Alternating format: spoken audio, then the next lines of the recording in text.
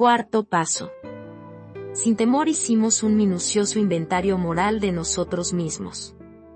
Al ser creados, fuimos dotados de instintos para un propósito. Sin ellos, no seríamos seres humanos completos. Si los hombres y las mujeres no se esforzaran por tener seguridad personal, si no se molestaran en cosechar su alimento o en construir sus moradas, no podrían sobrevivir. Si no se reprodujeran, la tierra no estaría poblada. Si no hubiera ningún instinto social, si a los seres humanos no les importara disfrutar de la compañía de sus semejantes, no existiría sociedad alguna. Por lo tanto, estos deseos, de relaciones sexuales, de seguridad material y emocional, y de compañerismo, son perfectamente necesarios y apropiados, y sin duda provienen de Dios. No obstante, estos instintos, tan necesarios para nuestra existencia, a menudo sobrepasan con mucho los límites de su función apropiada. Poderosa y ciegamente, y muchas veces de una manera sutil, nos impulsan, se apoderan de nosotros, e insisten en dominar nuestras vidas. Nuestros deseos de sexo, de seguridad material y emocional, y de un puesto eminente en la sociedad a menudo nos tiranizan. Cuando se salen así de sus cauces, los deseos naturales del ser humano, le crean grandes problemas. De hecho, casi todos los problemas que tenemos, tienen su origen aquí. Ningún ser humano, por bueno que sea, es inmune a estos problemas. Casi todo grave problema emocional se puede considerar como un caso del instinto descarriado. Cuando esto ocurre, nuestros grandes bienes naturales, los instintos, se han convertido en debilidades físicas y mentales. El cuarto paso es nuestro enérgico y esmerado esfuerzo para descubrir cuáles han sido, y siguen siendo, para nosotros estas debilidades. Queremos saber exactamente cómo, cuándo y dónde nuestros deseos naturales nos han retorcido. Queremos afrontar, sin pestañear, la infelicidad que esto ha causado a otras personas y a nosotros mismos. Al descubrir cuáles son nuestras deformaciones emocionales, podemos empezar a corregirlas. Si no estamos dispuestos a hacer un esfuerzo persistente para descubrirlas, es poca la sobriedad y felicidad que podemos esperar. La mayoría de nosotros nos hemos dado cuenta de que, sin hacer sin miedo un minucioso inventario moral, la fe que realmente obra en la vida cotidiana se encuentra todavía fuera de nuestro alcance. Antes de entrar en detalle sobre la cuestión del inventario, tratemos de identificar cuál es el problema básico. Ejemplos sencillos como el siguiente cobran una inmensa significación cuando nos ponemos a pensar en ellos. Supongamos que una persona antepone el deseo sexual a todo lo demás. En tal caso, este instinto imperioso puede destruir sus posibilidades de lograr la seguridad material y emocional, así como de mantener su posición social en la comunidad. Otra persona puede estar tan obsesionada por la seguridad económica que lo único que quiere hacer es acumular dinero. Puede llegar al extremo de convertirse en un avaro, o incluso un solitario que se aísla de su familia y sus amigos. Pero la búsqueda de la seguridad no siempre se expresa en términos de dinero. Muy a menudo vemos a un ser humano lleno de temores insistir en depender totalmente de la orientación y protección de otra persona más fuerte. El débil, al rehusar cumplir con las responsabilidades de la vida con sus propios recursos, nunca alcanza la madurez. Su destino es sentirse siempre desilusionado y desamparado. Con el tiempo, todos sus protectores huyen o mueren, y una vez más se queda solo y aterrado. También hemos visto a hombres y mujeres enloquecidos por el poder, y que se dedican a intentar dominar a sus semejantes. A menudo estas personas tiran por la borda cualquier oportunidad de tener una seguridad legítima y una vida familiar feliz. Siempre que un ser humano se convierta en un campo de batalla de sus propios instintos, no podrá conocer la paz. Pero los peligros no terminan aquí. Cada vez que una persona impone en otros sus irrazonables instintos, la consecuencia es la infelicidad. Si en su búsqueda de la riqueza, pisotea a la gente que se encuentra en su camino, es probable que vaya a suscitar la ira, los celos y la venganza. Si el instinto sexual se desboca, habrá una conmoción similar. Exigir demasiada atención, protección y amor a otra gente solo puede incitar en los mismos protectores la repulsión y la dominación, dos emociones tan malsanas como las exigencias que las provocaron. Cuando los deseos de conseguir prestigio personal llegan a ser incontrolables, ya sea en el círculo de amigos o en la mesa de conferencias internacionales, siempre hay algunas personas que sufren, a menudo, se rebelan. Este choque de los instintos puede producir desde un frío desaire hasta una revolución violenta. De esta manera, nos ponemos en conflicto no solamente con nosotros mismos, sino con otras personas, que también tienen instintos.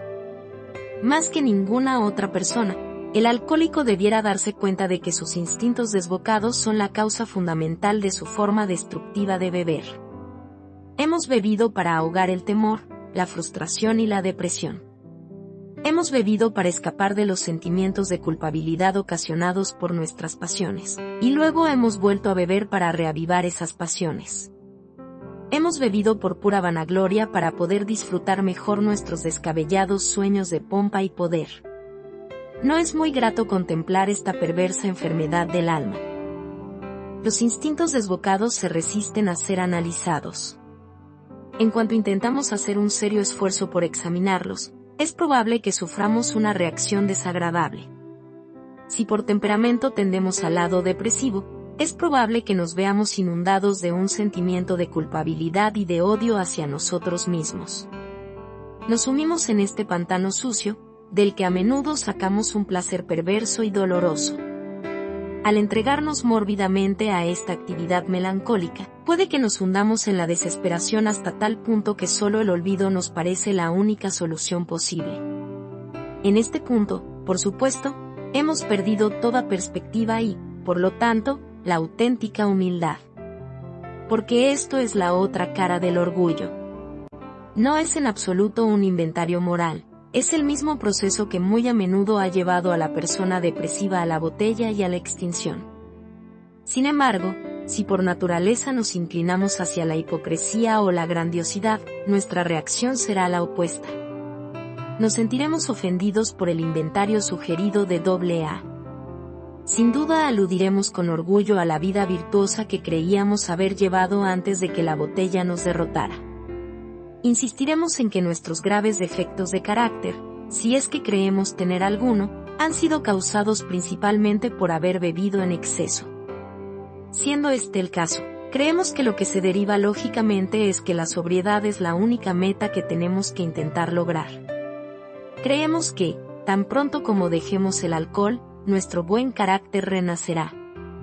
Si siempre habíamos sido buenas personas, excepto por nuestra forma de beber, ¿qué necesidad tenemos de hacer un inventario moral ahora que estamos sobrios?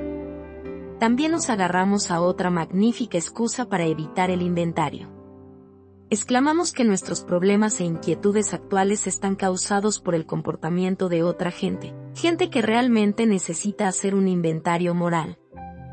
Creemos firmemente que si solo nos trataran mejor, no tendríamos ningún problema. Por lo tanto, creemos que nuestra indignación está justificada y es razonable, que nuestros resentimientos son bien apropiados. Nosotros no somos los culpables. Son ellos. En esta etapa del inventario, nuestros padrinos vienen a rescatarnos. Pueden hacer esto, porque son los portadores de la experiencia comprobada de AA con el cuarto paso. Consuelan a la persona melancólica, primero mostrándole que no es un caso extraño ni diferente, que probablemente sus defectos de carácter no son ni más numerosos ni peores que los de cualquier otro miembro de AA. El padrino demuestra esto rápidamente, hablando abierta y francamente, y sin exhibicionismo, acerca de sus propios defectos, antiguos y actuales. Este inventario sereno y, a la vez, realista es inmensamente tranquilizador. Probablemente el padrino le indica al recién llegado que junto con sus defectos puede anotar algunas virtudes. Esto contribuye a disipar el pesimismo y fomentar el equilibrio. Tan pronto como empiece a ser más objetivo, el principiante podrá considerar sin miedo sus propios defectos. Los padrinos de los que creen que no necesitan hacer un inventario se ven enfrentados con un problema muy diferente, porque la gente impulsada por el orgullo de sí misma, inconscientemente se niegan a ver sus defectos. Es poco probable que estos principiantes necesiten consuelo. Lo necesario, y difícil, es ayudarles a encontrar una grieta en la pared construida por sus egos, por la que pueda brillar la luz de la razón. Para empezar, se les puede decir que la mayoría de los AA, en sus días de bebedores, estuvieron gravemente afligidos por la autojustificación. Para la mayoría de nosotros, la autojustificación era lo que nos daba excusas para beber, por supuesto, y para todo tipo de conducta disparatada y dañina. Éramos artistas en la invención de pretextos. Teníamos que beber porque estábamos pasándolo muy mal, o muy bien. Teníamos que beber porque en nuestros hogares nos agobiaban con amor, o porque no recibíamos amor alguno. Teníamos que beber porque en nuestros trabajos teníamos un gran éxito, o porque habíamos fracasado. Teníamos que beber porque nuestro país había ganado una guerra o perdido la paz. Creíamos que las circunstancias se nos impulsaban a beber, y cuando habíamos intentado corregir estas circunstancias, al ver que no podíamos hacerlo a nuestra plena satisfacción, empezamos a beber de forma desenfrenada y nos convertimos en alcohólicos. Nunca se nos ocurrió pensar que nosotros éramos quienes teníamos que cambiar para ajustarnos a las circunstancias, fueran cuales fueran. Pero en AA, poco a poco llegamos a darnos cuenta de que teníamos que hacer algo respecto a nuestros resentimientos vengativos, nuestra autoconmiseración, y nuestro poco merecido orgullo. Teníamos que reconocer que cada vez que nos las dábamos de personajes, la gente se volvía en contra nuestra. Teníamos que reconocer que cuando albergábamos rencores y planeábamos vengarnos por tales derrotas, en realidad nos estábamos dando golpes a nosotros mismos con el garrote de la ira, golpes que habíamos querido asestar a otros. Nos dimos cuenta de que si nos sentíamos gravemente alterados, lo primero que teníamos que hacer era apaciguarnos, sin importarnos la persona o las circunstancias que nosotros creyéramos responsables de nuestro trastorno. A muchos de nosotros nos costaba mucho tiempo ver lo engañados que estábamos por nuestras volubles emociones. Podíamos verlas rápidamente en otras personas, pero tardábamos mucho en verlas en nosotros mismos. Ante todo, era necesario admitir que teníamos muchos de estos defectos, aunque el hacerlo nos causara mucho dolor y humillación. En lo que respecta a otra gente, teníamos que eliminar la palabra culpa de nuestro vocabulario y de nuestros pensamientos. Para poder empezar a hacer esto, nos hacía falta mucha buena voluntad. Pero una vez salvados los 2 o 3 primeros obstáculos, el camino nos parecía cada vez más fácil de seguir. Porque habíamos empezado a vernos en nuestra justa medida, es decir, habíamos adquirido más humildad. Claro está que la persona depresiva y la persona agresiva y orgullosa son extremos de la gama de personalidades humanas, y son tipos que abundan tanto en AA como en el mundo exterior. Muchas veces estas personalidades se presentan de forma tan definida como en los ejemplos que hemos dado. Pero con la misma frecuencia se encuentran algunas que casi pueden clasificarse en ambas categorías. Los seres humanos nunca son totalmente idénticos, así que cada uno de nosotros, al hacer nuestro inventario, tendremos que determinar cuáles son nuestros propios defectos de carácter. Cuando encuentre los zapatos a su medida, debe ponérselos y andar con la seguridad de que por fin está en el buen camino. Reflexionemos ahora sobre la necesidad de hacer una lista de los defectos de personalidad más pronunciados que todos tenemos en diversos grados. Para los que tienen una formación religiosa, en esta lista aparecerían graves violaciones de principios morales. Otros la considerarían como una lista de defectos de carácter. Y otros como un catálogo de inadaptaciones. Algunos se sentirán muy molestos si se habla de inmoralidad, y mucho más si se habla de pecado. Pero todo aquel que dispone de un mínimo de sensatez, estará de acuerdo en un punto, que dentro del alcohólico hay muchas cosas que no funcionan bien, y que hay mucho que hacer para remediarlas si esperamos lograr la sobriedad, hacer el progreso y tener una verdadera capacidad para enfrentarnos a las realidades de la vida. Para evitar caer en la confusión discutiendo sobre los nombres que se deben dar a estos defectos, Utilicemos una lista universalmente aceptada de las principales flaquezas humanas, los 7 pecados capitales: soberbia, avaricia, lujuria, ira, gula, envidia y pereza. No es casualidad que la soberbia encabece la lista. Porque la soberbia, que conduce a la autojustificación, y que está siempre espoleada por temores conscientes o inconscientes, es la que genera la mayoría de las dificultades humanas, y es el principal obstáculo al verdadero progreso. La soberbia nos hace caer en la trampa de imponer en nosotros mismos y en otra gente exigencias que no se pueden cumplir sin pervertir o abusar de los instintos que Dios nos ha dotado. Cuando la satisfacción de nuestro instinto de sexo, de seguridad y de disfrutar de la compañía de nuestros semejantes se convierte en la única meta de nuestras vidas, entonces aparece la soberbia para justificar nuestros excesos. Todas estas flaquezas generan el miedo, que es, en sí mismo, una enfermedad del alma. Luego, el miedo, a su vez, genera más defectos de carácter. Un temor exagerado de no poder satisfacer nuestros instintos nos lleva a codiciar los bienes de otros, a tener avidez de sexo y de poder, a enfurecernos al ver amenazadas nuestras exigencias instintivas, a sentir envidia al ver realizadas las ambiciones de otra gente y las nuestras frustradas. Comemos más, bebemos más y tratamos de coger más de lo que necesitamos de todo, temiendo que nunca tendremos lo suficiente. La perspectiva de trabajar nos asusta tan profundamente que nos hundimos en la pereza. Holgazaneamos, y tratamos de dejarlo todo para el día de mañana, o, si trabajamos, lo hacemos de mala gana y a medias. Estos temores son como plagas que van royendo los cimientos sobre los que tratamos de construir una vida. Así que cuando Joblea sugiere que hagamos sin miedo un inventario moral, tiene que parecerle al recién llegado que se le pide más de lo que puede hacer. Cada vez que intenta mirar en su interior, tanto su orgullo como sus temores le hacen retroceder. El orgullo le dice, no hace falta que te molestes en hacerlo, y el temor le dice, no te atrevas a hacerlo. Pero según el testimonio de los AA que han intentado sinceramente hacer un inventario moral, el orgullo y el miedo en estos momentos no son sino espantajos.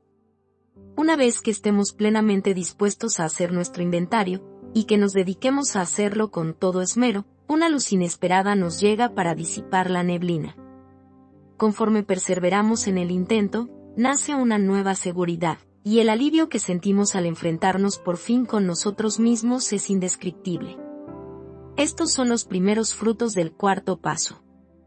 Al llegar a este punto, es probable que el principiante haya sacado las siguientes conclusiones: que sus defectos de carácter, que representan sus instintos descarriados, han sido la causa primordial de su forma de beber y de su fracaso en la vida, que, a no ser que esté dispuesto a trabajar diligentemente para eliminar sus peores defectos, tanto la sobriedad como la tranquilidad de mente quedarán fuera de su alcance, que tendrá que derribar los cimientos defectuosos de su vida y volver a construirlos sobre roca firme. Ahora, dispuesto a empezar la búsqueda de sus propios defectos, se preguntará a sí mismo, ¿cómo debo proceder exactamente? ¿Cómo hago un inventario personal? Puesto que el cuarto paso no es sino el mero comienzo de una práctica que nos habrá de durar toda la vida, podemos sugerirle que lo empiece examinando aquellos defectos que más le molestan y que más le saltan a la vista.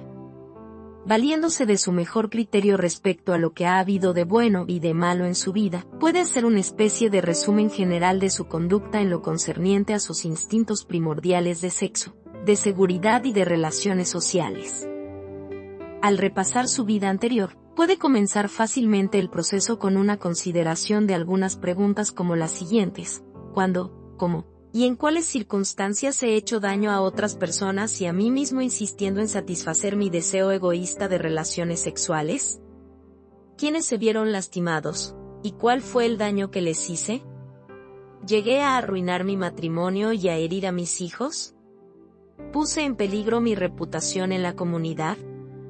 Precisamente cómo reaccioné ante estas situaciones en el momento en que ocurrieron. Me sentía consumido de un sentimiento de culpabilidad que nada podría aliviar. ¿O insistí en que era yo la presa y no el depredador, intentando así absolverme? ¿Cómo he reaccionado ante la frustración en cuestiones sexuales? Al verme rechazado, me he vuelto vengativo o deprimido. ¿Me he desquitado con terceras personas? Si he encontrado un rechazo o frialdad en casa, lo he aprovechado como un pretexto para tener aventuras amorosas. Para la mayoría de los alcohólicos también son muy importantes las preguntas que tienen que hacerse acerca de su comportamiento respecto a la seguridad económica y emocional. En estos aspectos de la vida, el temor, la avaricia, los celos y el orgullo suelen tener el peor efecto. Al repasar su historial profesional o laboral, casi cualquier alcohólico puede hacerse preguntas como estas. Además de mi problema con la bebida, ¿qué defectos de carácter contribuyeron a mi inestabilidad económica? Destruyeron la confianza que tenía en mí mismo y me llenaron de conflictos el temor y la inseguridad que sentía acerca de mi aptitud para hacer mis trabajos. Intenté ocultar estos sentimientos de insuficiencia con fanfarronadas, engaños, mentiras o escurriendo el bulto. O, me quejaba de que otras personas no reconocían mis talentos extraordinarios. ¿Me sobreestimaba a mí mismo y hacía el papel de personaje importante? ¿Traicionaba a mis colegas y compañeros de trabajo a causa de mi ambición tan desmedida y mi falta de principios? ¿Derrochaba el dinero para aparentar? ¿Pedía dinero prestado imprudentemente, sin importarme si lo podía devolver o no? ¿Era tacaño, negándome a mantener a mi familia debidamente? ¿Escatimaba gastos en mis tratos comerciales de forma poco honrada? ¿Y los intentos para ganar dinero fácil y rápidamente, en el mercado de valores y las carreras de caballos? Naturalmente, muchas de estas preguntas se aplican igualmente a las mujeres de negocios en AA. Pero el ama de casa alcohólica también puede causar la inseguridad económica de la familia. Puede falsear las cuentas de crédito, manipular el presupuesto para comida, pasar las tardes jugándose el dinero, y cargar de deudas a su marido con su irresponsabilidad, derroche y despilfarro. Pero todos los alcohólicos que han perdido sus trabajos, sus familias y sus amigos a causa de la bebida tendrán que examinarse despiadadamente a sí mismos para determinar cómo sus propios defectos de personalidad han demolido su seguridad. Los síntomas más comunes de la inseguridad emocional son la ansiedad, la ira, la autoconmiseración y la depresión. Estas se originan en causas que a veces parecen estar dentro de nosotros y otras veces parecen ser externas. Para hacer un inventario al respecto, debemos considerar cuidadosamente las relaciones personales que constante o periódicamente nos han ocasionado problemas. Se debe tener en cuenta que este tipo de inseguridad se suele presentar en cualquier ocasión en que los instintos se ven amenazados. Las preguntas encaminadas a aclarar este asunto pueden ser así: fijándome tanto en el pasado como en el presente, ¿cuáles situaciones sexuales me han producido sensaciones de inquietud, amargura, frustración o depresión? Considerando imparcialmente cada situación, ¿puedo ver dónde yo he tenido la culpa? ¿Me asediaban estas perplejidades debido a mi egoísmo y mis exigencias exageradas? O, si mi trastorno parecía ser provocado por el comportamiento de otras personas, ¿por qué carezco de la capacidad para aceptar las circunstancias que no puedo cambiar? Estas son las preguntas básicas que pueden revelar el origen de mi desasosiego e indicar si tengo la posibilidad de cambiar mi propia conducta para así adaptarme serenamente a la autodisciplina. Supongamos que la inseguridad económica suscita constantemente estos mismos sentimientos. Puedo preguntarme a mí mismo hasta qué punto mis propios errores han nutrido las inquietudes que me van carcomiendo. Y si las acciones de otra gente forman parte de la causa, ¿qué puedo hacer al respecto? Y si no puedo cambiar las circunstancias actuales, ¿estoy dispuesto a tomar las medidas necesarias para adaptar mi vida a estas circunstancias? Estas preguntas, y otras muchas que se nos ocurrirán según el caso particular, contribuirán a descubrir las causas fundamentales. Pero nuestras relaciones retorcidas con nuestra familia, nuestros amigos y la sociedad en general son las que nos han causado el mayor sufrimiento a muchos de nosotros. Hemos sido especialmente estúpidos y tercos en este aspecto. El hecho fundamental que nos hemos negado a reconocer es nuestra incapacidad para sostener una relación equilibrada con otro ser humano. nuestra egomanía nos crea dos escollos desastrosos. O bien insistimos en dominar a la gente que conocemos, o dependemos excesivamente de ellos. Si nos apoyamos demasiado en otras personas, tarde o temprano nos fallarán, porque también son seres humanos y les resulta imposible satisfacer nuestras continuas exigencias. Así alimentada, nuestra inseguridad va haciéndose cada vez más acosada. Si acostumbramos intentar manipular a otros para que se adapten a nuestros deseos obstinados, ellos se rebelan y se nos resisten con todas sus fuerzas. Entonces nos sentimos heridos, nos vemos afligidos de una especie de manía persecutoria y del deseo de vengarnos. Al redoblar nuestros esfuerzos para dominar, y seguir fracasando en este intento, nuestro sufrimiento llega a ser agudo y constante. Nunca hemos intentado ser un miembro de la familia, un amigo entre amigos, un trabajador entre otros trabajadores, y un miembro útil de la sociedad. Siempre hemos luchado por destacarnos del montón o por escondernos. Este comportamiento egoísta nos impedía tener una relación equilibrada con cualquier persona a nuestro alrededor. No teníamos la menor comprensión de lo que es la auténtica hermandad. Algunos pondrán reparos a muchas de las preguntas formuladas, porque creen que sus propios defectos de carácter no eran de tanta envergadura. A estas personas se les puede sugerir que un examen concienzudo probablemente sacará a relucir esos mismos defectos a los que se referían las preguntas molestas. Ya que vista superficialmente nuestra historia no parece ser tan mala, a menudo nos asombramos al descubrir que así parece porque hemos enterrado estos defectos de carácter bajo gruesas capas de autojustificación. Sean cuales sean, estos defectos emboscados nos han tendido la trampa que acabó por llevarnos al alcoholismo y la infelicidad. Por lo tanto, al hacer nuestro inventario la palabra clave es minuciosidad. Para tal fin, es aconsejable poner por escrito nuestras preguntas y respuestas. Nos ayudará a pensar con claridad y a evaluar nuestra conducta con sinceridad. Será la primera muestra palpable de que estamos completamente dispuestos a seguir adelante.